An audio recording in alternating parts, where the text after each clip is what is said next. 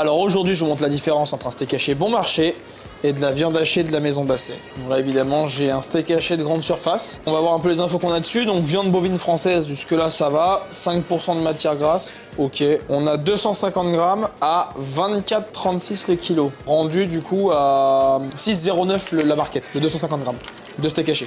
Déjà, on va faire une première comparaison. Le prix. Chez nous, le steak haché, c'est 20,90. Pour commencer. Encore une fois, le steak haché 100% muscle, même pas de matière grasse. Viande bovine française, surtout race à viande, très importante. Là, en l'occurrence, c'est de l'or rouge, avec une haute valeur nutritionnelle. La viande est HVN. Donc là, je vais faire l'équivalent de ce qu'il y a en grammage dans la barquette, c'est-à-dire 250 grammes. On va le faire ensemble. Voilà, 250 grammes.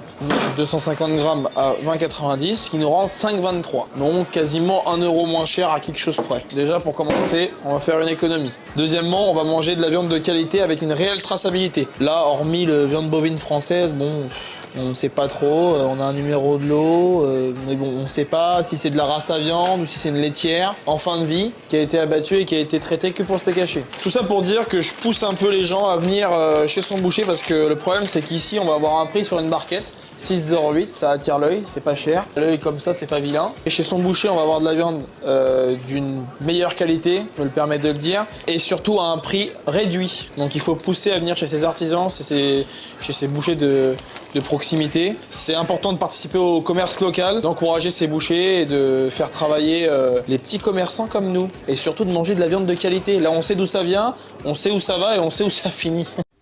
Et il a tout à fait raison. La plupart des produits que vous retrouverez dans vos boucheries viennent d'une traçabilité sérieuse, en règle générale, et s'ajoute le fait que les prix sont souvent moins élevés qu'en grande surface, contrairement à ce qu'on croit quand on voit qu'en grande surface, on paye aussi la barquette et que c'est souvent des viandes de faible qualité. Donc n'hésitez pas à soutenir tant la filière de la boucherie ou des charcutiers, etc., des artisans, mais également les filières d'élevage. Ce message s'adresse également aux commerçants. Privilégiez de choisir des produits d'élevage français.